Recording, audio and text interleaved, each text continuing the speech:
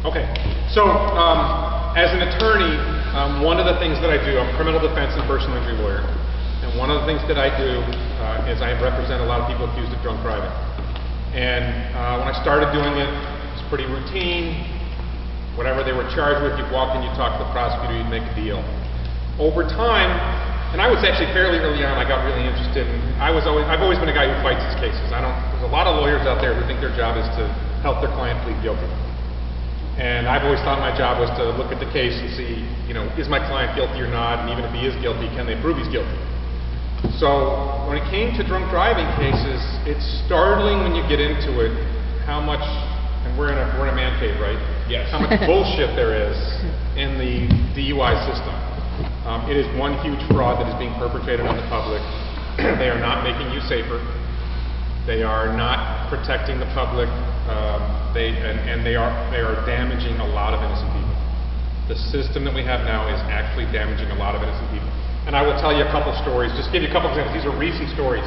I was talking to a guy a couple days ago.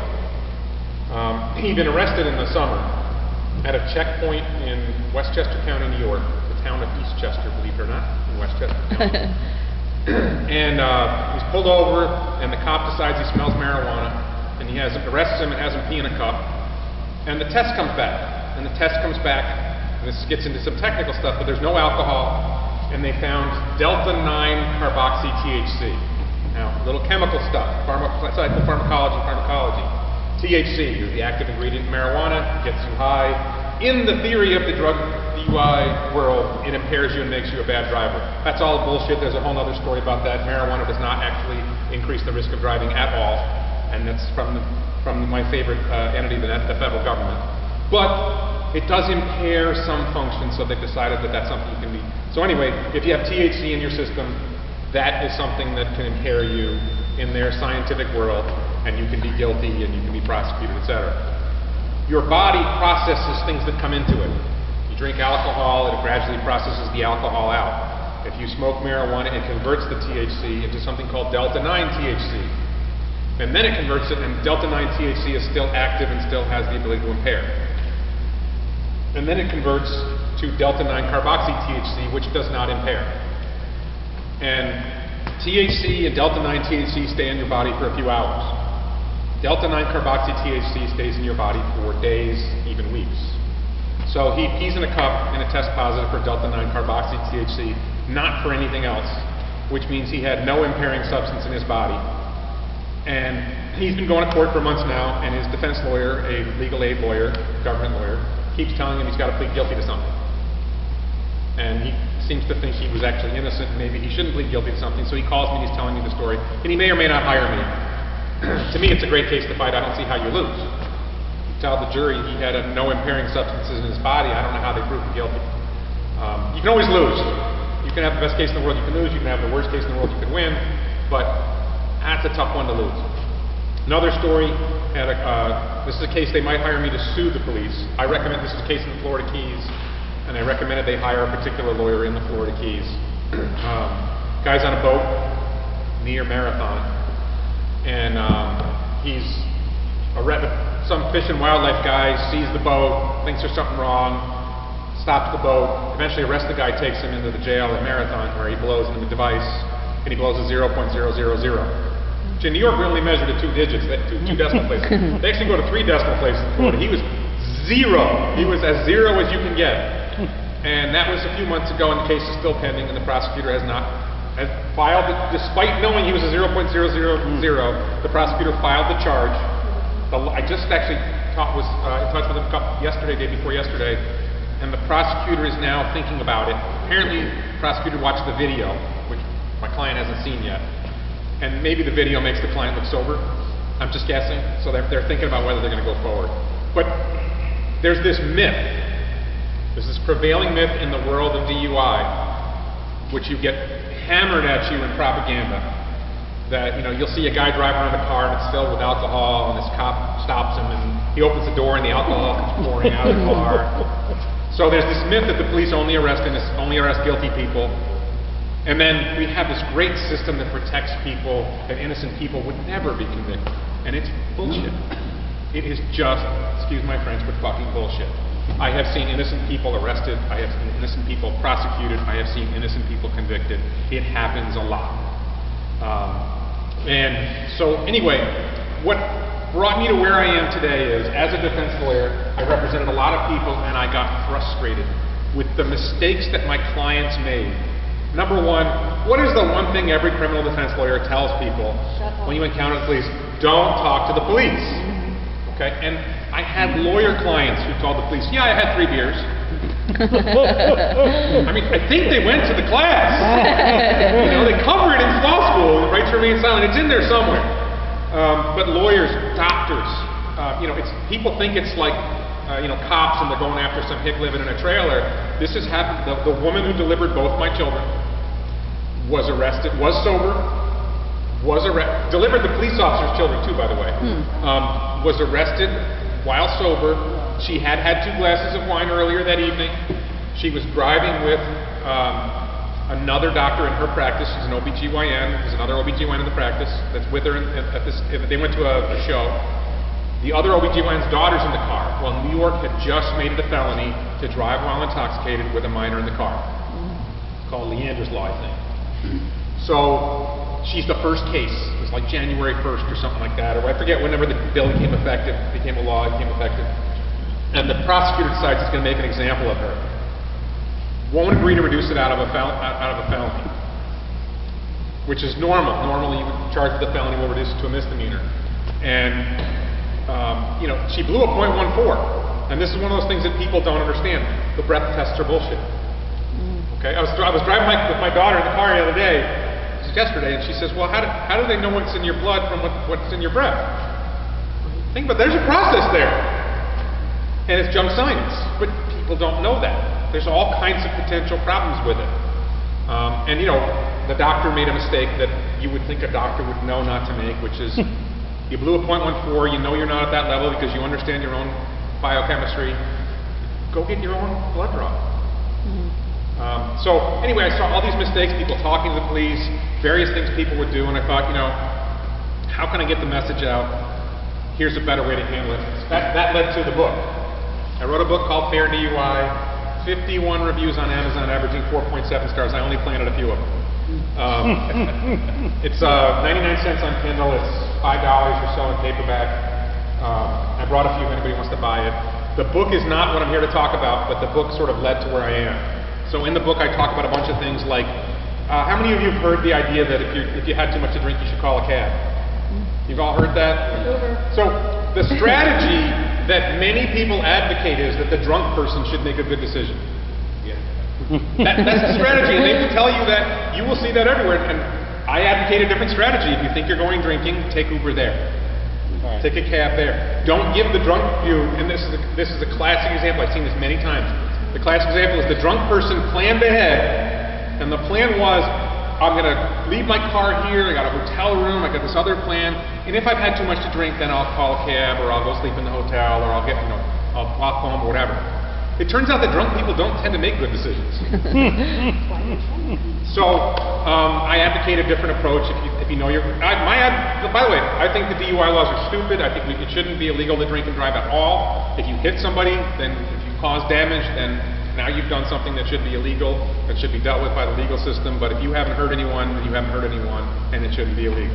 If you're speeding, it shouldn't be illegal. You know, I'm a radical, but if you look at what these mistakes that people made, I just kept seeing all these mistakes. I thought, okay, so I wrote the book, and the book talks about all the mistakes people make and what are better ways of handling it.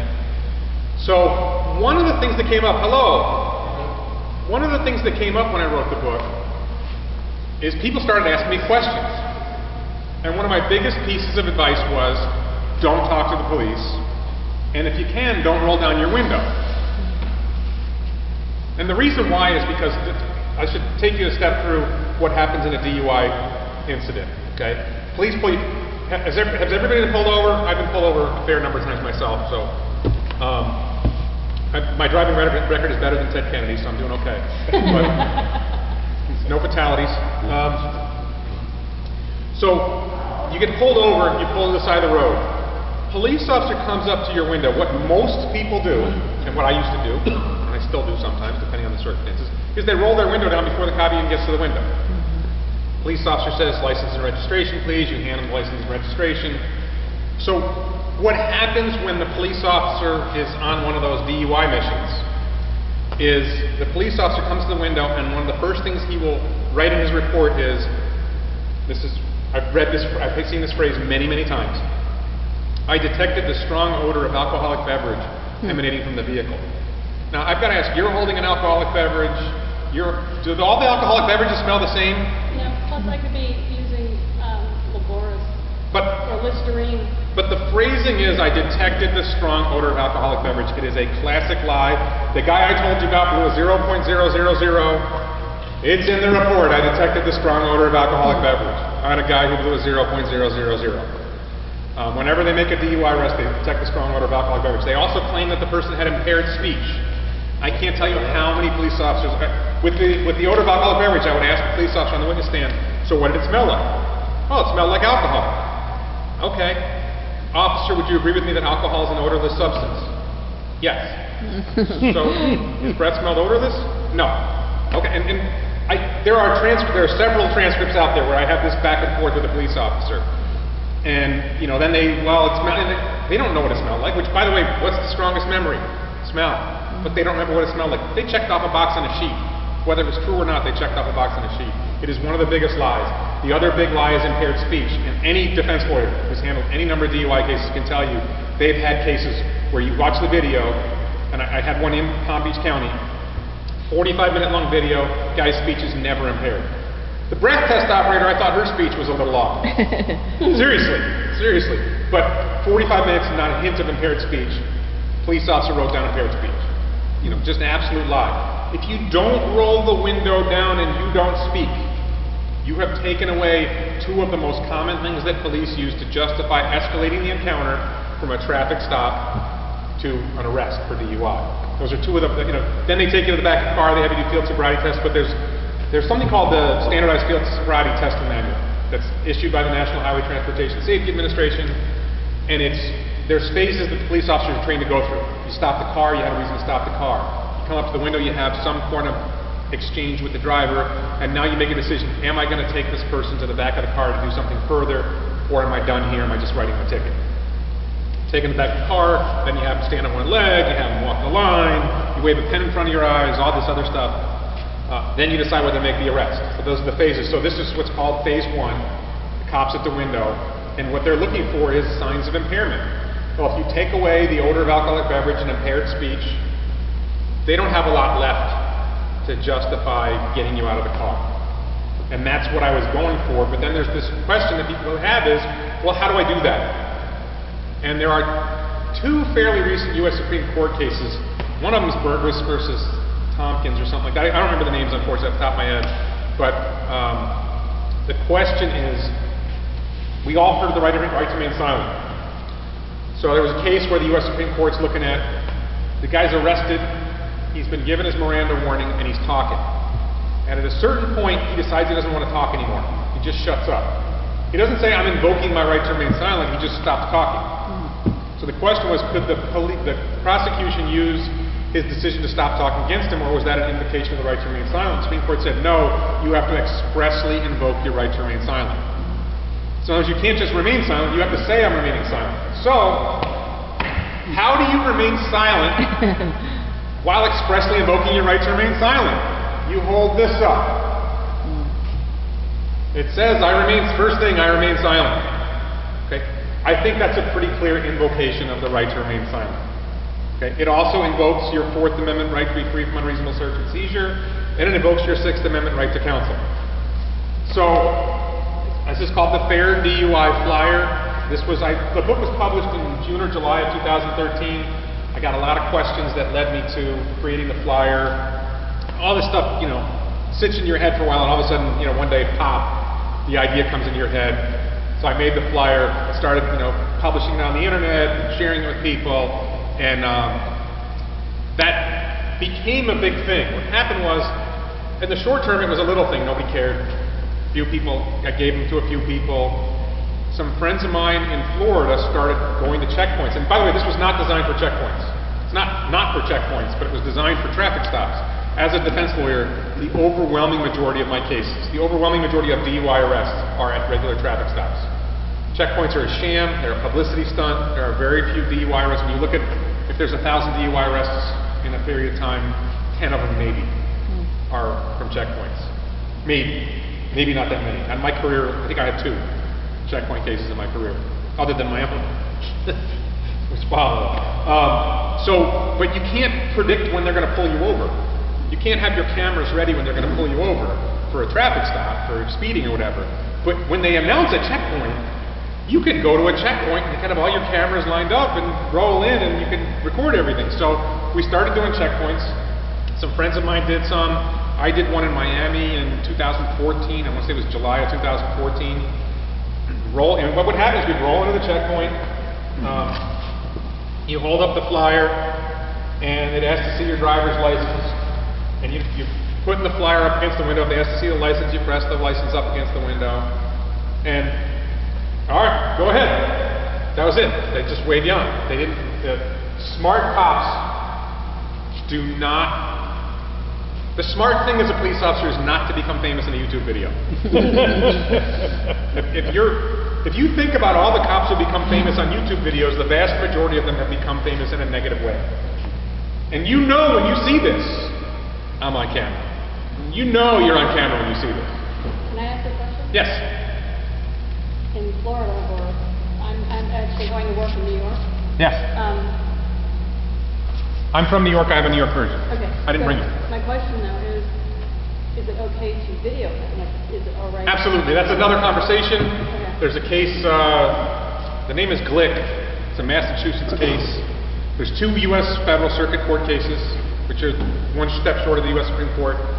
One of which was what's called cert denied, which is the Supreme Court said, we're not hearing it, which is kind of an implication the decision was right, saying that you have the right to record police when they're you can't like sneak into the back of the police station and record them in the bathroom. Right. But if they're out in public and they're doing their duty and you're recording them, then multiple court cases have said, yes, you have the right to record them. They don't have an expectation of privacy while they're conducting a checkpoint. Sir? Can they give you a lawful order to roll down your window? Can they give you a lawful order to roll down your window? So, we're going to get to that. I want to get to history first. So we're doing the checkpoint. We're doing these checkpoints. We'd get a few thousand views here, a few thousand views there on YouTube. It was no big deal. New Year's Eve, 2014 into January 1st, 2015. My friend Jeff Gray, you may have heard of him. He's called Honor Your Oath. He's affiliated with a group called PENAC, which I'm affiliated with. Photography is not a crime. Jeff Gray goes to a checkpoint in Levy County, Florida, and he does something a little different than what I do. And we actually talked about, I was getting on a cruise, and we talked about it as he was going to the checkpoint, and I gave him the name and number of a lawyer to call in case something happened, because I wasn't going to be available because I was going to be on a cruise ship. But he sticks the flyer, his license, registration, insurance, in a Ziploc bag and hangs it by a string out the window. Pulls into the checkpoint and shoots the video, posts it on YouTube, and I don't remember how many days later, a few days, a week later, a website called, it's a Glenn Beck website, I think. It's theblaze.com does an in-depth story on the Ziploc method. It's not my name. I actually don't agree with it. But okay, that's not bad, but it's not my approach. The Ziploc method, detailed story, it blows up. It got shared. It shows on the website. It got shared like 20,000 times. So other media see that it's a story that's grabbing people's attention. So they start calling me, and I was on this local news channel, I was in this paper, and then the Associated Press called. And I did an interview with the Associated Press, and all of a sudden I'm in the Washington Post. I was the #1 story on Yahoo News. I was on the Yahoo homepage. I was interviewed on Fox. I was on Fox News 3 times in one day, including Judge Napolitano saying how great I was. That's an honor for a libertarian nutjob like me. CBS this morning. I was the #1 trending item on Facebook for a day. I'm an internet geek, so all this stuff is like, forget the Washington Post, I was the #1 trending item on Facebook for a day. I had friends, I think maybe it was Bill Badhurst, I forget who it was, somebody sending me like, hey Warren, you're the #1 trending item on Facebook, they're sending me screenshots. So that blew up, and it led to a lot of publicity, and it led to police, and particularly police prosecutors and police advisors talking about how do we deal with this, because they hadn't seen it before. I was approaching something that they hadn't seen before. It's a different approach they hadn't seen before, and there's somebody has a whole exchange of emails back and forth between police attorneys, prosecutors, whatever, how we're going to deal with this. And I had a debate with a prosecutor named Garrett Berman on Newsmax TV, which is a Fox wannabe channel. And it was a good back and forth. And I remember this one great moment. The moderator was keeping me from digging into him. But I got this one moment. I said, wait a minute. Are you saying I don't have the right to remain silent in a checkpoint? Because you're asking about can they roll the window down. You're not even halfway there. Do you have the right to remain silent in a checkpoint? Under Florida law, the answer is no. Under the case of Rinaldo versus State out of Broward County, the 4th DCA, which is the appeals court for this county too, you do not have the right to remain silent in a checkpoint. That's what I'm challenging right now in federal court. Part of what I'm challenging right now in federal court. But literally, if you read that decision, it's unmistakable. They're saying you don't have the right to remain silent in a checkpoint. Now, I don't agree with that. Can I ask a question again? Sure. I would imagine that is true, because the way that I would think they would interpret that would be that you're not charged with anything. You're just asking you questions and doing an investigation. Okay, so the answer to the question was, that's true because you haven't been charged with anything yet. And that's an interesting theory. And I'm not saying you're 100% wrong, but here's where I'm going with that. Like, that is a theory, and that relates to, for example, the right to counsel. Do you have the right to counsel in a checkpoint? Well, generally the right to counsel only attaches when you've been arrested. And there's this question, and that's another question we'll be dealing with. You know, you don't have the right to a public defender when you're in a traffic stop, but do you have the right to talk to your own lawyer? Yes. Do you have a right to travel unencumbered from here to there without being... That's a larger question. Do you have the right to travel is a larger question. There's people who think you don't have a right to drive. That it's a privilege, not a right. This is one of the, in the course of all the hubbub that's gone on, all the comments on YouTube, the comments on posts everywhere, well, you don't have a right to drive, it's only a privilege. That is, number one, bullshit. Courts have held consistently that once you have if you don't have a driver's license, maybe not, but once you have a driver's license, you have a vested property right in that driver's license, and it can only be taken away through due process. So, the courts have been very clear, you have a right, once you have a driver's license, you have a right to drive. You have a right to that license, period. So that's a common misunderstanding. But the right to travel, you're starting getting into that whole, you start to get into sovereign citizen territory, and I don't want to go there today. I will later if you want, but, and by the way, I get criticism from people who are saying I'm doing too much by, stopping, by showing them the card, you shouldn't show them your license, you don't have to show them your license. Okay, I'm trying to do what I think will work. Do I think they shouldn't stop us at all? Yes. But I should take a step back. In 1990, the U.S. Supreme Court said, yes, they can conduct DUI checkpoints. And getting to the question you asked me about whether you have the right to remain silent. What the Supreme Court said, and there's a few cases like this, is they have the right to do the checkpoint. And it's pretty clear, it's even questionable whether you have to stop. They can do the checkpoint, but what happens if you don't stop? There's really no Supreme Court case talking about what's the driver's obligation once they pull into the checkpoint. And that's what I'm going for, because that's the hole that I see that hasn't been addressed. And for example, can they order you to roll your window down? Which is what you asked me earlier. So here's a context that I would put on that. You've been pulled over for speeding. Okay, it's not a checkpoint. Right? You've been pulled over for speeding, and you don't want to let them smell and search around inside your car, right? Pretty clear case law, they can't search inside your car when you've been pulled over for something unless they have probable cause. If they see something in plain view, there's certain things that they have to do in order to get to search inside the car, right? Well, I think I have more rights in a checkpoint than I have in a traffic stop. I've done nothing wrong, and the Supreme Court has pretty much said the police have to be, and the Florida Supreme Court as well has said the police have to follow guidelines. The Florida Supreme Court has said they have to strictly obey their guidelines, which is one of the issues in my case, one of the big issues in my case, actually, that they didn't strictly follow their guidelines. So, I think because you haven't done anything wrong, you have more rights, not less. I'm eager to see the case come forward that you have less rights when you've done nothing wrong than you have when you have done something wrong. Well, my point being, though, is that if I was pulled over, and I was pulled over frequently, Yeah. for speeding, Yeah.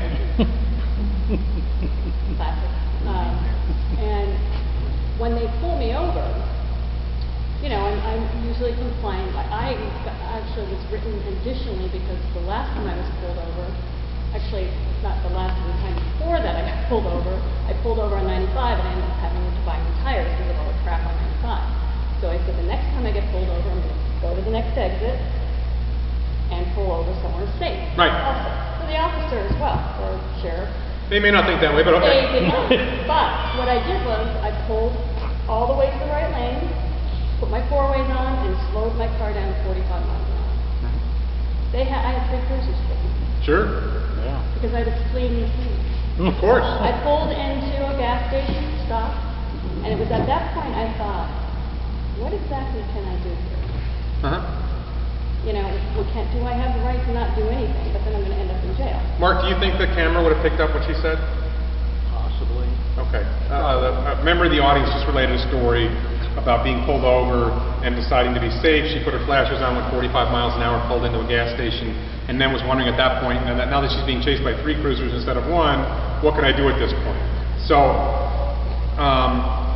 what I was getting at, I want to get to what I'm getting at, which is there's this moment when you've been stopped, whether it's at a checkpoint or a traffic stop, and the police want you to roll down your window so they can smell inside your car and claim they detected the odor of alcoholic beverage. They want to talk to you so that they can claim you had impaired speech. I had a client from Japan, and they said he had impaired speech. I speak Japanese and I can't tell. I lived in Japan for a year and I can't tell. There's no fucking way this hick cop from rural New York can tell whether and you can see, we live in South Florida. Somebody from Colombia, somebody from Brazil, somebody from, Somebody from New York, Spain, somebody from Quebec. How the hell does a guy in, some deputy sheriff, I go to the whole thing about police officers too. How the hell is that guy going to be able to tell whether you have impaired speech or not? It's ridiculous. Another thing, I'm going to diverge for a second. I talked a little earlier about you're on the side of the road and they have you stand on one leg, they have you walk a line, they wave a pen in front of your eyes and they watch your eyes. They're doing ophthalmological and neurological testing. These guys have a high school diploma and a few hours of training. Okay? And I have a buddy who's an ophthalmologist. He's like, they do what? They look for something called nystagmus. He's like, there's 75 conditions that can cause nystagmus. And by the way, they're completely incapable of determining whether somebody has nystagmus is the involuntary twitching of the eye. There's no way that a police officer, you've been to an eye exam and you're sitting there in the chair and there's controlled lighting and the office, the doctor is like looking in your eyes with special equipment. Could you imagine you went to the eye doctor, he says, listen, today we're going to do it different. He takes you outside, it's nighttime, you're on the side of the road, there's cars whizzing by, flashing lights going everywhere. And I'm not going to do your eye exam, I got Officer Johnson here, he's got a high school diploma and a few hours of training, and he's going to examine your eyes. That is what's happening. And then he's doing neurological testing. It's absolutely absurd, but that is the world we live in. So, anyway, we get to this point where this becomes viral. 3.5 million views, I think, on the Ziploc video. My Miami video, which had 3,000 views, is now at like 150,000 views because this sort of sparked something. And I talked about the prosecutors and police advising attorneys going back and forth. So I had this encounter on Newsmax TV, and this guy Garrett Berman, a week or so later, issues a memo that he sends out to all these police prosecutors, advisors, whatever, addressing some of the issues I raised. And I don't agree with him, but I will say he did a reasonably fair job of discussing the issues I raised and how you would deal with them.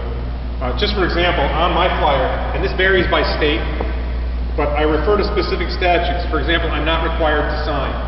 People think they have to sign a ticket. In Florida, with some exceptions, you do not have to sign a ticket. They won't even normally ask you to sign a ticket. So if you have to sign the ticket, you got to roll down the window. I'm actually working on the idea. There's federal and state laws saying you can digitally sign things. So take a cell phone picture of the ticket, sign it on your cell phone, and email it to the cop. There, you digitally signed it. Still don't have to roll down the window. Why do you have to roll down the window? I'm not required to hand you my license. This is one of the big controversies. Section 322.15 of the Florida statutes is about, you can get a ticket for, and I got one, for failure to exhibit license is the title of the statute. Now in 2014, completely unrelated to me and the Fair DUI thing, the state legislature changed the wording of the statute. In subsection 1 it says, it used to say you're required to display your license upon demand. Okay? Display. What does display mean? Display doesn't mean hand over. Display means show. Exhibit means show. Well, they changed the wording there, but not in other parts of the statute. They changed the wording to present or submit. Okay, and the reason for the change, by the way, was because they are anticipating people will be getting documents on their smartphones. So you'll get a driver's license and you'll carry proof of your driver's license on your smartphone or other device instead of carrying it in a physical form. So why did they choose the words present or submit? What does present? They didn't define either one of them. Are they different? Are they the same? What does one of them mean? When does present apply? When does submit apply? Who decides? Does the police officer decide whether to present or submit, or do you decide whether to present or submit? And there's really not answered. This is actually this is in the litigation right now. My theory, as best I can come with, first of all, legislatures are composed of idiots, and they don't pay any attention to what they're writing. They don't think about how is this going to play out in court later, how is this going to affect police officers in the field later. This isn't the cop's fault. The legislature wrote a stupid. They adopted the language in a stupid way. There are other states that, by the way, say you're required to surrender. You're required to surrender your license. They say it in plain language. Not Florida. So that's one of the issues. Do you have to physically hand over your license? Yes. I hate to keep interrupting you. No, go. But I know one of the issues that you said before was going on, I think personally with you, is that what the cops cooked up in the background to combat all this is that when you show them the license through the window, say, oh, I can't see the hologram on the license. Okay, so we'll step forward. So I challenged the checkpoint in Coral Gables, Florida. We've done several of them before. We had roughly, I want to say we had 7 cameras going. As far as I know, we only have two. We have 2 excellent videos. We have 2 excellent videos so far of the encounter. I mean, full length, whole thing. One of them is from a camera that my camera that my passenger was holding. He had another camera going, and then we also have, I don't have the video, but there was a cameraman outside, Carlos Miller, the founder of Pinhead. So we had a cameraman outside the car, we had me inside the car, we had a passenger filming. So we pull into this checkpoint, and I mentioned the memo about talking about all these issues. So the City of Coral Gables adopted a policy that if someone refuses to hand over their license, they're going to be arrested for resisting without violence, which is a misdemeanor. Now the thing is, the statute says if you violate the statute, it's a non-criminal, non-moving traffic infraction. The requirement that you're required to exhibit your license. So how do you go from when the legislature said the penalty is a non-moving, non-criminal traffic infraction to we're arresting you for a misdemeanor? Because you're disobeying an order, what Carlos calls contempt of cop. So I think that's baloney. The statute says the penalty is a non-criminal, non-moving violation, so charge me with a non-criminal, non-moving violation, hand me the thing says put the ticket under my windshield wiper, so put the ticket under my windshield wiper, move on. So that when we saw that, we were preparing, I was working with a young lawyer, and I was preparing to do this lawsuit against all sorts of police agencies in South Florida. I was literally calling them or making public records requests to find out who was doing checkpoints, and then we were going to sue just the ones who were doing the checkpoints for injunctive relief. And there was this issue that the young attorney raised. Do you have standing? That's a legal concept. Do you have enough connection to this issue to be able to raise this in court, or is it, you're not really close enough to the issue? So then we saw that Coral Gables, in the course of researching this, we came across Coral Gables policy that they had adopted of arresting people for not showing their license, not handing their license over. Let's go. And then we saw they had a checkpoint. They had a checkpoint in August of 2015. So we set it up, we went, we dropped Carlos off, we swing around, we pull in, and the fun ensued. And I pull up to the first guy, show my card, I gotta see your license, I show them license, And they're literally like, look, just crack the window and hand it to me. I'll give it right back to you. You'll be free to go. Which, remember, this, by the way, is a sobriety checkpoint. This was not advertised as a license checkpoint. If you go through the guidelines, there is some instruction to police officers to say, may I see your license? There's nothing about demanding that the license be handed over. There's nothing about examining the license. There's nothing about inspecting the license. It's supposed to be a sobriety checkpoint. That's exactly right. My point is that you're not being pulled over because you have done something wrong. You're just going through a checkpoint, so why do you have to surrender your license? They can do a license checkpoint. The Supreme Court has, and I don't think they've at least, I don't remember if there's a case saying they can do license checkpoints, but they've at least alluded to that you can do license checkpoints. And license checkpoints are done. But you have to have guidelines and you have to follow them. And the checkpoint was not a license checkpoint. And the primary purpose of the checkpoint was not a license checkpoint.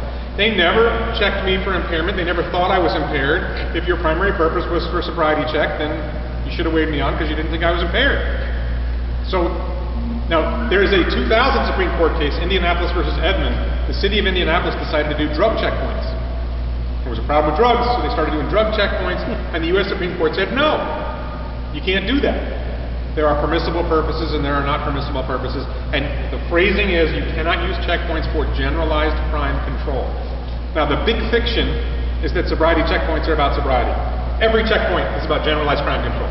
They are full of shit when they tell you that the checkpoint is about sobriety. If you look at the results of any checkpoint, you got so many seatbelt violations, so many suspended licenses, so many this, that. They arrest. You'll see checkpoints. There was one in Connecticut I saw, 1,300 cars stopped, 0 DUI arrests, all kinds of tickets issued. It is I have another question. Yes. I know I'm telling you. You're good. I'm having fun. When I was in Pennsylvania. Pennsylvania. When I worked in PA. They would have to tell you that there was going to be a DUI checkpoint. They are required to announce the checkpoint. And that you had to have an escape route. Yes, that's true in Florida. In Pennsylvania, member of the audience is saying that. Changed. That was No. 6 years ago. I think Pennsylvania actually stopped checkpoints completely. But there are some states that don't allow checkpoints at all. So there are some states where, New York, by the way, is not one of these states. But most states require, if you're going to do checkpoints, you have to provide advance public notice through like a press release to the media.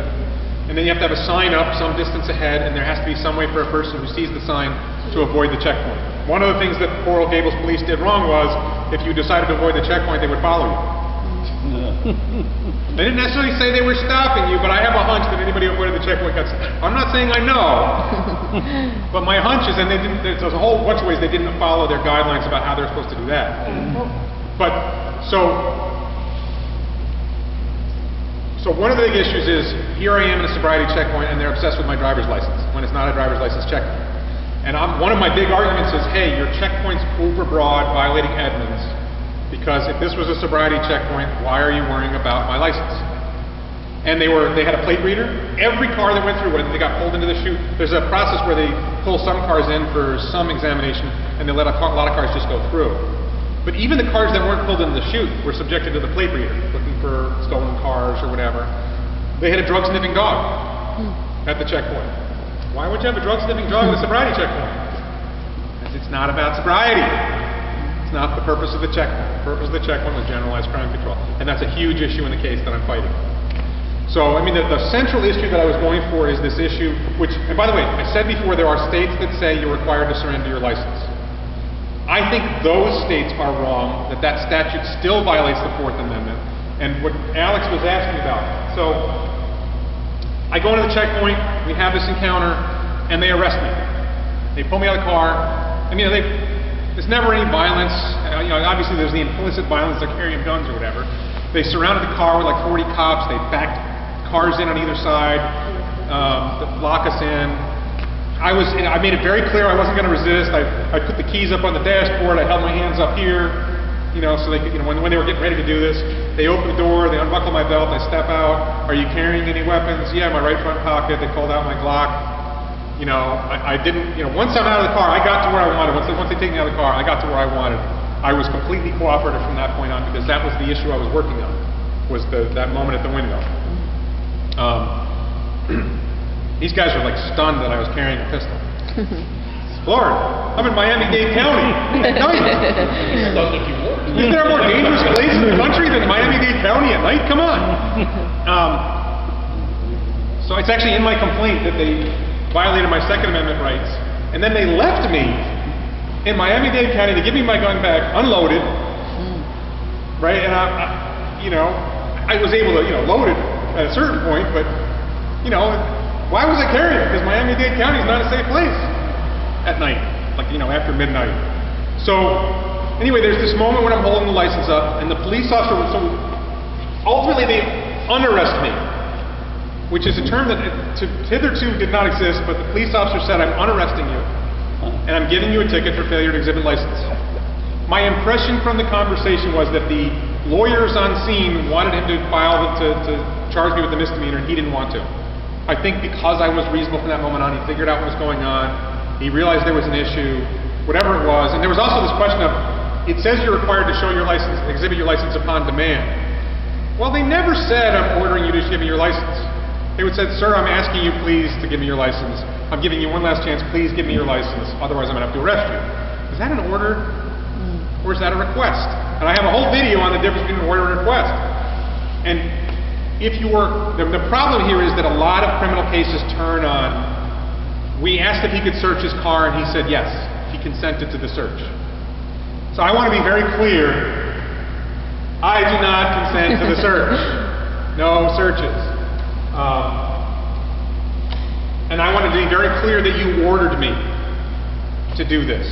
That you gave me a clear, unmistakable order to hand over and he never gave me a clear order. Now, he said, I'm asking you to hand over your license, and if you don't, I'm going to arrest you. That could be interpreted as an order. But to me, that's not an order, it's still a request. And say it clearly. So, I get arrested, I get unarrested, I'm in cuffs for 3 hours in various uncomfortable positions. So would you not remain silent and say, please specify, is this an order or is this a request? No. You remain silent.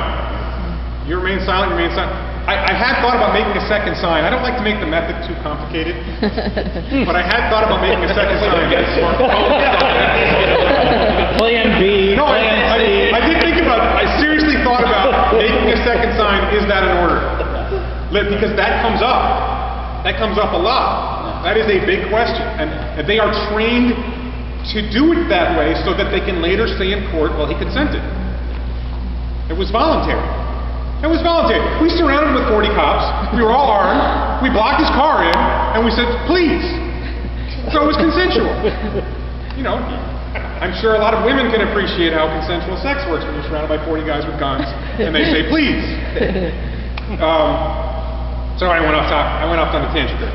So, I get arrested, I get unarrested, I'm released, and then I go to court and I challenge the traffic ticket. And we had a traffic trial. There's a longer story here, but we have this traffic trial. And in the trial, the officer claims that he couldn't verify the license was valid, which, by the way, the guidelines did not say you were supposed to determine license validity, because it wasn't a license checkpoint, it was a sobriety checkpoint. But he said he couldn't confirm that he couldn't verify that the license was valid. There's issues like the license isn't supposed to be faded, it's not supposed to be altered, it's not supposed to be modified. There's all these things in the statute that the license is supposed to be in proper form. And I will tell you that if you take your driver's license and you hold it up inside a car window and you look at it from outside the car window, you can see whether it's faded or not. So one of the things he said that Alex was talking about is he said, if I go like this with the license, I don't know if you can see the hologram. There's these embedded optical whatever things in it, and if you take your own license and you go like this, at certain angles, the light reflects off in a certain way, and you can see these images on the license. So he says, I couldn't verify that it had a hologram. And I'm in the trial, and I'm just dealing with trying to get the facts out, and it didn't occur to me that was utter bullshit. For some reason, that one didn't. I asked about it repeatedly, and other people asked about it repeatedly. The judge asked about it, the prosecutor asked about it. But it didn't occur to me that was complete and total bullshit until later. And I was working on my case, and I went out to the car, and I taped the license on the inside of the car window, and I go out, and I shine a flashlight on, I got the garage lights on. It's easy to see it through the glass, because glass is see-through. Like it's been known, sheet glass has been around for about 1,000 years, and it became very popular about 1,000 years ago because it turns out you can see through it. And this is just light. This is a feature that involves light moving and reflecting and stuff. Tinting. The tinting. My windows aren't tinted, but You know, so it's just like it's a whopper of a lie. Now the reality is, I bet the cop never thought about. He never tried. He never looked. If you watch the video, he never makes any effort to look at the license. He just, my orders are to arrest him. You know, and I'm going to set it up and try to give him every chance to show me give me the license, and then, and he never made any effort to look at the license to see whether it might be valid or not. He made minimal effort to determine whether he thought I was impaired or not, because they knew, I knew, and they knew this was about this bullshit interpretation of the law they had that you can arrest somebody who doesn't hand over their license. So that happens. Now we're in court. We have a traffic trial. The judge, I think I put the transcript up on the internet somewhere, but the judge says, basically the judge believes that drunk driving laws are wonderful and anybody who opposes them is evil. Not his exact words. He said I'm a really bright guy, and it's a shame I'm not using my talents for something more useful, and I'm getting people killed by, you know. How many people could have died because I interfered with the operation of the checkpoint? I didn't interfere with the operation of the checkpoint. They could have just let me go. They shut down the checkpoint for about 20 minutes. They were waving every car through. So I got that moment. I saved, you know, a certain number of people from the oppression for a brief period of time. But, you know, I didn't choose to shut down the checkpoint. I just choose to go in the checkpoint and exercise my rights, which apparently this judge did not find to be a sympathetic thing. So he ruled against me. I just filed my appeal. I just actually completed the process of filing the appeal, and I just received notice from the court that they actually received it, which is always something you worry about. And so the appeal's in, and then on January 1st, I filed in federal. I'm actually the first case filed in the Southern District of Florida for the year 2016. I filed my lawsuit against the City of Coral Gables, various police officers, the attorneys involved. And that case is in its early stages. They've made a motion to dismiss, and we'll see what's going on with that. I think I did everything right. I think I'm in good position, and that's where we are. And the goals, there's a bunch of goals. Number one, I hate checkpoints. Was not my original focus. I think we live in America, and checkpoints are un-American. I think they're. I agree. I understand the Supreme Court said they're constitutional. The Supreme Court's full of shit. By the way, I'm going to take a step back for a second. Carroll versus the United States, 1925. Before Carroll versus the United States, in order for the police to stop you, they had to get a warrant based on an oath or affirmation. Warrant issued by a judge. Well, that turned out to be awfully inconvenient for Prohibition, and we all know Prohibition was a brilliant set of laws, right? You know, alcohol Prohibition was really important, just like the war on drugs is really important, just like the war on DUI is really important. So, yeah, that's really going to be inconvenient to have this rule that you have to get a warrant every time we want to stop somebody because they might have contraband in their car. So, they eliminated the warrant requirement for stopping vehicles, which, you know, seems like, okay, well, you know, they have to. No, they don't have to. We have a Constitution. It's in the Fourth Amendment. It says, you know, no unreasonable search and seizure, being stopped is a seizure, except on probable cause based on a warrant. So, you know, they can make a phone, you know, we have modern technology today. They didn't have it in 1925 maybe, but they can call a judge and get what's called a telephonic warrant. I think Carroll versus the United States was wrongly decided. This is how radical I am, is that the court was wrong in 1925 when they said you could stop a car without a warrant. Okay? Because you want to amend the Fourth Amendment, then amend it. There's a process for that. It's in Article 5. If you want to have activist judges rewrite the Constitution, some people think that's wrong, except when they like the policy. And that's what happened. So we had Carroll versus the United States that authorized it. There's a long history of the erosion of the Fourth Amendment. And basically, there's almost nothing left of the Fourth Amendment. And checkpoints are probably the worst example of the destruction of the Fourth Amendment. It's, you know, it's absurd. And you read the reasoning in Michigan versus Sitz is the case that authorizes sobriety checkpoints. And we have border checkpoints, not border checkpoints on the border, within 100 miles of the border. It's absurdity over and over and over again. And so, yeah, there's just a whole bunch of this, like, look. So one of my goals is, in my dreams, and I actually put it in my paperwork, in the event, Judge, I don't expect you to rule in my favor on this, but in the event we get to the Supreme Court, I want to preserve the argument. These cases were all wrongly decided, and they need to get a warrant to stop a car. And I'm sure and I wrote it so like the judge knows, okay, he doesn't expect you to rule this way. He's just throwing this in there so he can argue it later. Okay, fine. And, you know, I didn't put a lot of space into it. I didn't make lengthy arguments. I just said, look, plain text of the Fourth Amendment says this, follow it. but I want to end checkpoints. If I can't end checkpoints, I want it to be really clear, because it's not, unfortunately. It should be really clear. And if you read Florida case law, if you read People versus Campbell is the more recent Florida Supreme Court case. They are supposed to have written guidelines, and that's been enforced. The courts say if you don't have written guidelines, and they have to be real guidelines, not just we're kind of sort of do this. And you have to follow them. Strict compliance with the checkpoint guidelines. And my case, they did have guidelines. The guidelines were inconsistent all over the place. What was the purpose? The purpose was sobriety here. The purpose was vehicle safety inspections here. The instructions weren't necessarily consistent with the purpose. But they didn't strictly comply with them because there's nothing in the guidelines saying you're supposed to inspect your driver's license. There's nothing in the guidelines saying you're supposed to force the person to hand it over. It's supposed to be a sobriety checkpoint. The guy admitted he didn't see any. At one point in the trial, he admitted he didn't see any signs of impairment. And he could see, how I'm handling the license and that I understood what he was saying. There were certain points where it became apparent that he didn't think I was impaired, and they never did sobriety testing. They got me out of the car, they didn't have me stand on one leg, they didn't walk a line. So, what kind of sobriety checkpoint is this? So, I want some clear decision saying, no, you really have to follow the guidelines. Guidelines have to make sense, they have to fit with your purpose, and you have to follow them strictly. A big issue is I don't want to have to roll down my window. I don't want you to have to roll down your window. And it's not just for me, because I actually don't get pulled over that much, but there's an awful lot of people who do, and I want people to be able to protect their rights by holding up something like this. Now, I'm not referring to you, I'm just referring in general. That's true. In general, there's a lot of people who get pulled over a lot more than I do, and I want people to be able to protect themselves by holding up something like this. And now the police officer's in a spot where, and I'm trying to protect, people think I'm trying to help drunks get away with it. In order to do this,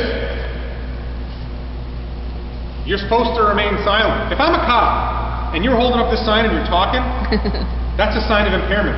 Because the #1 instruction, do not speak at all, not one word. If you can't follow the first instruction on the damn flyer, you might be impaired. Okay? And I've seen videos of people holding up the flyer and yelling at the cop. No, it's remain silent. It's right there. It says place the other side of your window so police can read it, and then it says do not speak at all, not one word. Yes, sir. Alex made a good point. What if you do have tinted windows? Legal tints on the driver's So my opinion is with legal tint, the cop can still see through the window. Okay. Different states have different tint rules too. Right.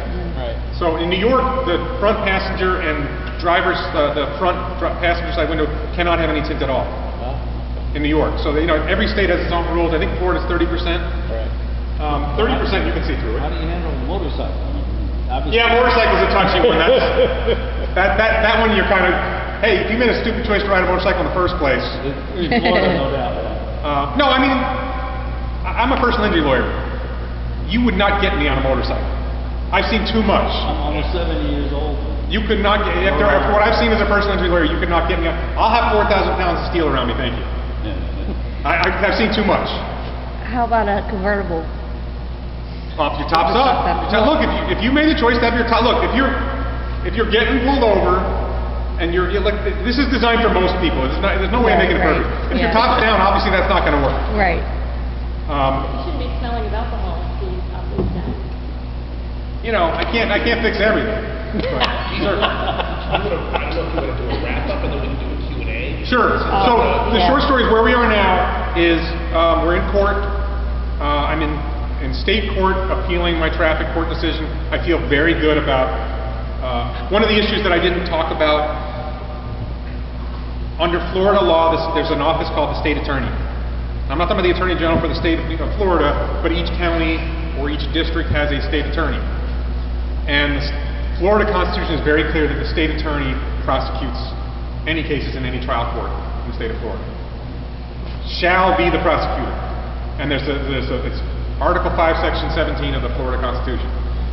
Municipal prosecutors may prosecute municipal violations. So, state attorney doesn't show up in my traffic trial. I show up the first time, and this traffic hearing officer is not even a judge, he's a lawyer, sits as a quasi-judge. And this other guy in a suit stands up. And the hearing officer is perplexed. Who are you? And he thinks he's my lawyer at first. Well, he's an attorney from a private law firm hired by the City of Coral Gables to prosecute me. So, forgetting whether a private law firm can be a municipal attorney, I'll go with, okay, maybe they can. A municipal attorney can prosecute a municipal violation. I'm accused of violating a state statute, not a municipal ordinance. So he doesn't really have the authority to prosecute me under this Florida Constitution. So that's the first issue. That's what I made the biggest issue on the appeal to the in the state cases. These guys shouldn't have been there. And the first traffic hearing officer, he listened to us. We had this nice back and forth, and he could tell this was like the best day of his time on the job on the bench, because usually it's just routine, boring nonsense. And you know, his routine way of handling these cases is, if you have a valid driver's license, he just dismisses it. Because the purpose of the statute is to make sure only validly licensed drivers are driving. If you don't have a valid driver's license, then you have a problem. And once somebody demonstrates they have a valid license, then okay, we're just going to dismiss the case. And that's the way they handle them routinely in pretty much every county in the state of Florida. So this other guy gets up and he's enjoying the argument.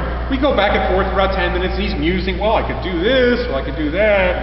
And then he's like, it's almost like a clock went off. He says, okay, well, this has been fun, but what we do with these cases is that we just dismiss them when they have a valid license. Thank you guys very much for coming in. So it was dismissed, and I won. And then these municipal attorneys or private attorneys representing the city moved for a new hearing. And my first argument to the appellate court is that was illegal. They had no business showing up in traffic court. They're not prosecutors. And by the way, this relates to the federal lawsuit because I'm suing them for malicious prosecution. And if you are a genuine prosecutor, you are absolutely immune from civil suit for prosecuting someone. But if you're not a prosecutor, and you're just some private lawyer who got hired by a city to walk in and pretend to be a prosecutor, then I don't think you have absolute immunity anymore. That relates to the federal case. If I'm correct, and I think the appellate court will say, yeah, you can't prosecute. This is one of those things where it's like really clear that you can't prosecute this. So the appeal's filed. They're going to respond by the end of the month.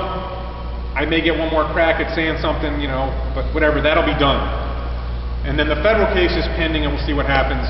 And my hope is that we'll get some fairly clear, because keep in mind there's this Florida state case called Ronaldo versus State that basically says you have to do whatever the hell they say in a checkpoint, and that's it. You have to cooperate, you have to hand over documents, you have to, if they ask you questions, you have to respond, no right to remain silent. And I wanted to get in federal court to get because I wanted to get a federal judge to rule, no, Ronaldo's wrong. You do have the right to remain silent on a checkpoint.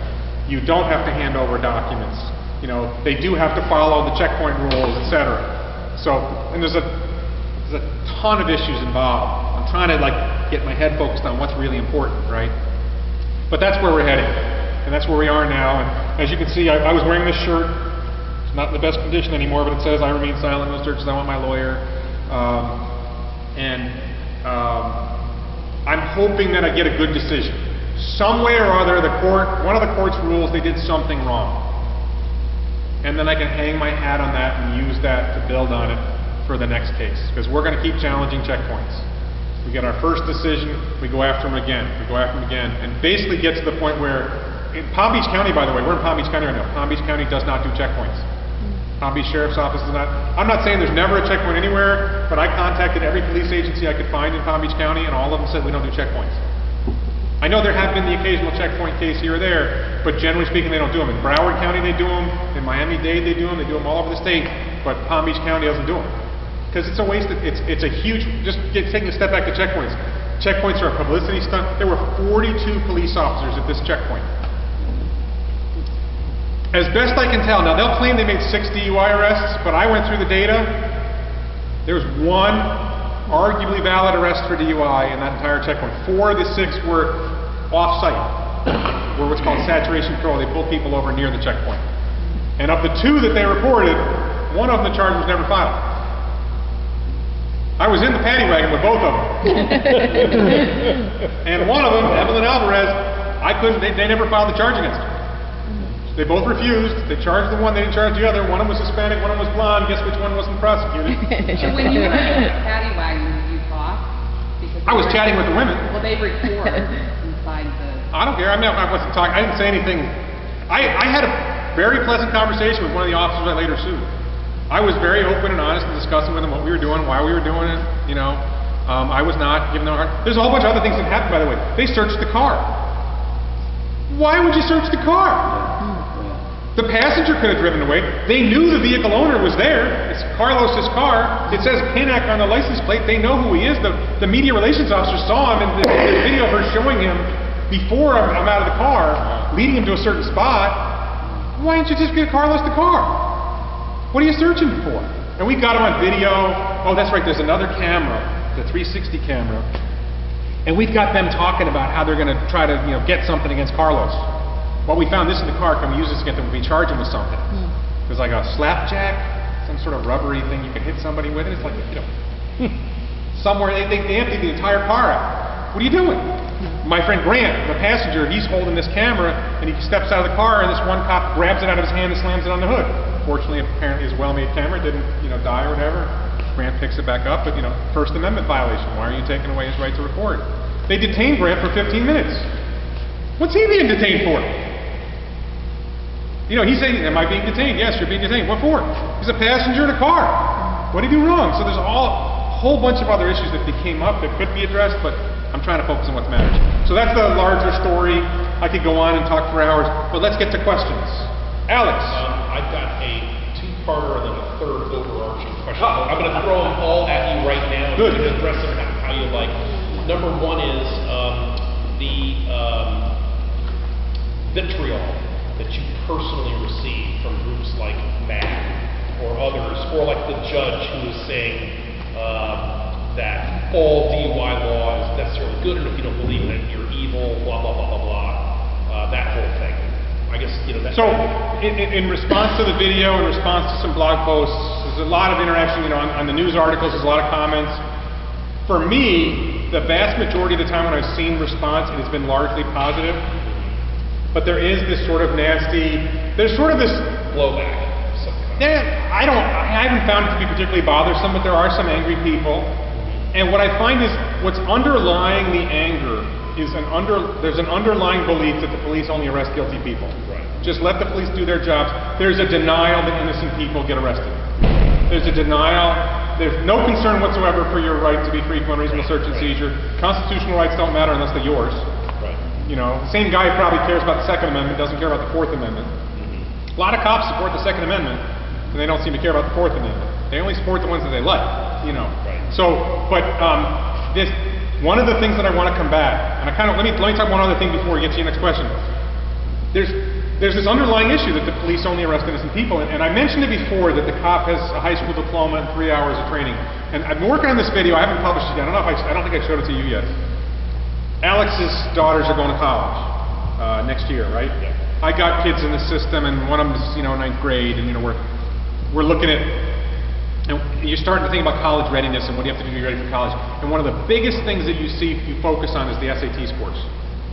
And if you think about the SAT scores, they go from, if you skip aside from try to make it simple, imagine one SAT test.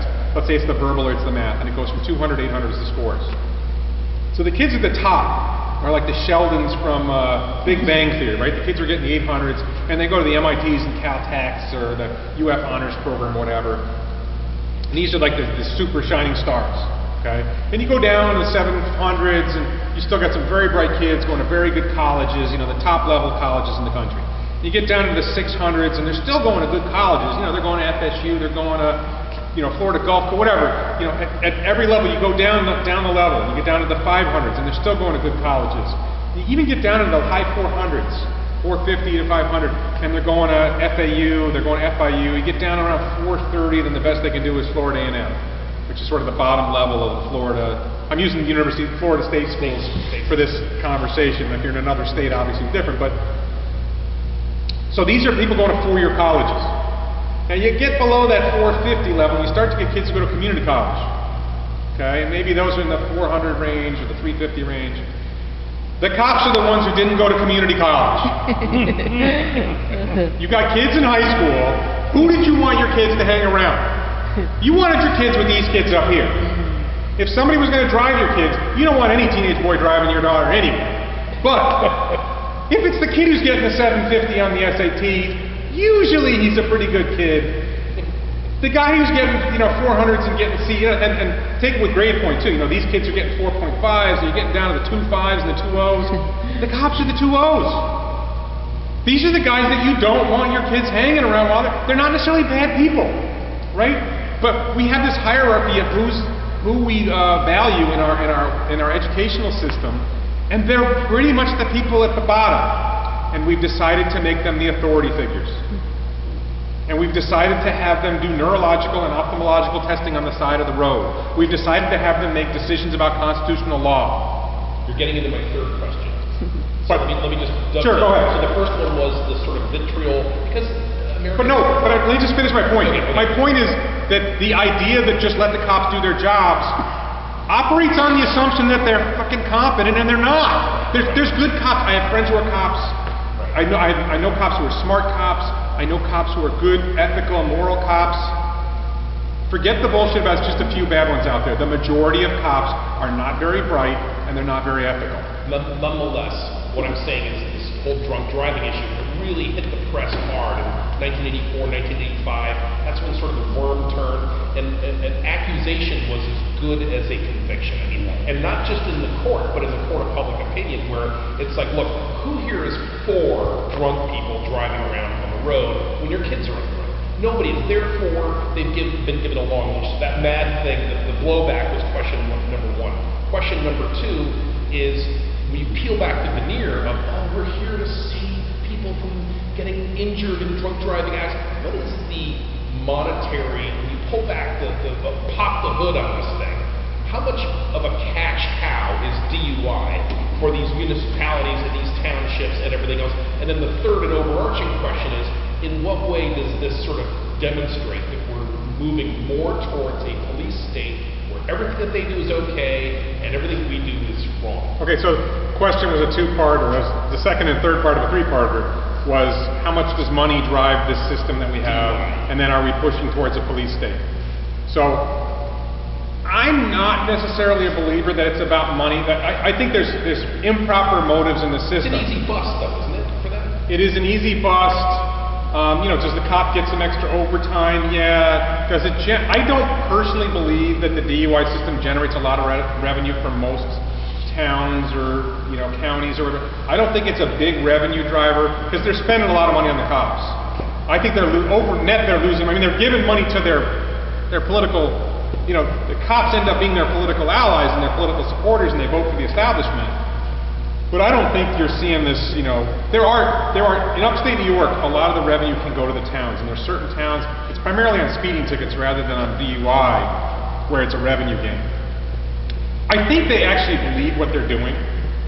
It's just, I think they're wrong. But there's a different issue about the money that most people don't know about, is that in a lot of places, including New York, where I'm from, Mothers Against Drunk Driving makes money from DUI arrests and DUI convictions, because they operate programs, and when you get convicted of DUI, or even sometimes before you're convicted, you're required to participate in some program, Right. and that program might be operated by Mothers Against Drunk Driving or a similar group. Right, or And they're getting, and they're any literally, number of like psychology groups. I'm just saying the fallout, maybe not going to the municipality, but the fallout in the community of the money that's being generated has got to be there. there are a lot of interests that are making money off this system. I think the breath testing industrial complex, if you want to call it that. That's another prime example of it, that there's all these companies making these breath test devices. And one of the issues that goes on for DUI lawyers is there's computer code inside these devices. And there's something in law where they're accusing you of something, whether it's a civil case or a criminal case, and you have the right to discover, you have the right to see what's the evidence, to examine the evidence that's being used to prosecute you. Well, lawyers want the code underlying the devices, so they can check to see whether there's a flaw in the code. And the companies that make the devices don't want to turn the code over on this bogus claim that there's some intellectual property, trade secrets they don't want to hand over, as if there's some freaking magical thing in this testing, whatever. It's nonsense. And the courts have been very inconsistent about forcing them to hand it over. Generally speaking, the courts do not force them to hand over the code. So you're going in there against this magic black box that says your client's guilty, and you're not able to genuinely cross-examine the black box. Plus, there's supposed to be a record of them maintaining them, cleaning them, Right. recalibrating them. all But that stuff. about your point about the police state, the other part of the question was how much further does this take us towards a police state? And what I would say is that as I look around, we're all white. I think we're all non-Hispanic. I don't know if I'm not good at picking out. If you're black, we've been in a police state for a long time. Look at the black tennis player in New York City who was assaulted. They thought he was whatever, They didn't just walk up to him and say, "Sir, would you come down to the station?" The guy jumped him and, knocked him to the ground, right? What was the guy's name? It was a tennis player. It was at the U.S. Open. Blake something, Whatever. He's standing outside a hotel. For some reason, the cop thinks he's some other criminal. And he just jumps him and slams him to the ground. He didn't walk up and say, "Sir, I'd like to take you down to the station for questioning." Give him a chance to identify himself. There's a NBA basketball player, Thabo Cephalosha, who just filed suit against NYPD. He's leaving a bar that's closing at 4 a.m. He goes over to hand a homeless guy $20. The cops jump him, break his ankle. He's black. Black people have lived in a police state for a lot. And as a criminal defense lawyer, I have seen this. White people, you can complain about it all you want. You can say, "Oh, you're whining about racism." No, there is a real racist problem in our country. And it is never more evident than it is in how the drug war operates and how policing operates. And it doesn't mean every cop is a racist, but some of them are. Okay? And so it's more that with the drug war, I would say more so than DUI. DUI is extending a little further, but with the drug war, the police state has extended through the drug war for a long way. And it used to be, I like to say, I've been a critic of the drug war for much longer than I've been dealing with DUI cases. It used to be that the police state was just for black people. And then they arrested so many people in drug war, they started running out of black people to arrest, and they started arresting college kids, white college kids. And, it spread.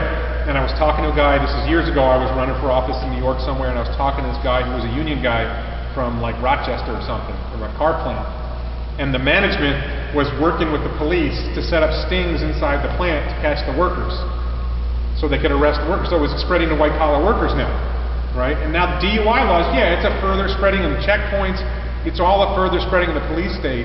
I think that if you are you don't live in a trailer park, you live in the suburbs and you're a white person, I get pulled over. I got pulled over going 12 over the limit on Clinton Moore in Boca Raton. And I roll down the window and have a nice chat with a cop, and he gives me a warning, right? If I'm black, do I get the warning? Maybe. Maybe that cop would have given a black guy a warning, maybe he wouldn't have. But by and large, the white guy's more likely to get a warning. The white guy's less likely to get pulled over in the first place. So I think the police state issue has been with us for a very long time.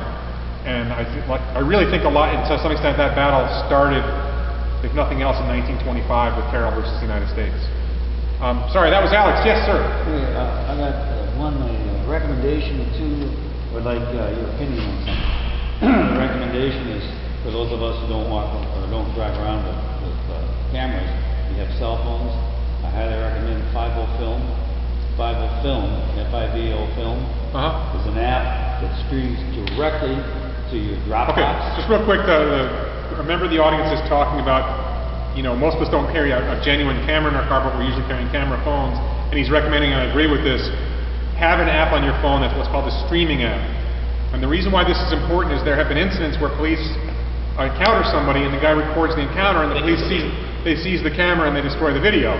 If you're streaming live to the internet, then they can do whatever they want to the camera. The video's up on the cloud, and they're not going to be able to get it. And fortunately, they haven't figured that out yet. And sometimes they get caught claiming nothing happened, and then the video surfaces. So that'd be my Periscope is another one. I use Ustream. Okay. What was the one? 50?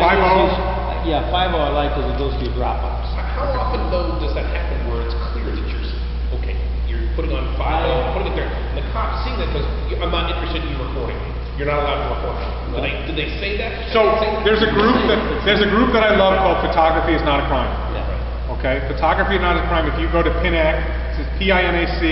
It's photographyisnotacrime.org, I think. Fantastic website. They cover these issues. There's hundreds of videos out there of encounters like this, and all kinds of things happen. And there will be cops who will say, you can't record me. Yeah, They're wrong. They will seize the camera, they're wrong. and they're just flat out wrong. You're violating my rights. Anyway, the other thing I want to bring up is I've read. And wait, this is important. There was a guy shot in the back by a North Carolina police officer. There was a traffic stop. It turned out there was some child support issue, and all of a sudden the guy decided he didn't want to talk to the cop anymore, turned and started walking and running away. Walter Scott, I think the guy's name was. And the cop takes his gun out and shoots him right in the back. And nobody talks about white cop shoots black guy, right? Everybody's like, oh, it's racism. There's a black woman cop who was on the scene within moments, helping the white cop cover up the fact that he just murdered a black guy. Black people can be racist against black people too. And you know, they really see two colors, blue and not blue. So, but it's really important that it just so happened there was a guy on the scene who happened to be recording the encounter and the cop didn't know he was there. They would have gotten away with it if it hadn't been recorded. Rodney King is a classic example of why it's important that people be able to record police, because when they're recorded, you catch the abuse. If they know they're not being recorded. There was an incident, did you guys see this one? They raided like a head shop, a marijuana type store. I think it was a marijuana store, a genuine marijuana store in California. Sort of legal. No, I think it was actually a marijuana shop. Okay. And the cops are eating it. And what happened was they disabled the security cameras, but they forgot a couple. And they're caught on video doing all kinds of stuff with this pot.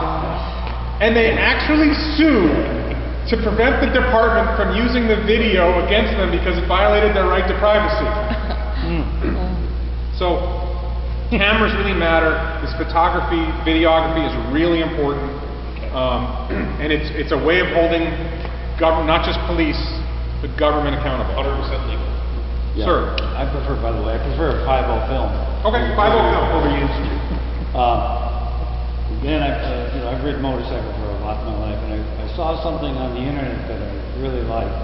It was a sobriety checkpoint at the California-Nevada border. Guy comes up on a motorcycle, he's filming it with his head camera. And, you know, he pulls out his ID, he shows it to the cop, and the cop says, "Have you been drinking?" And the guy said, "Am I free to go?"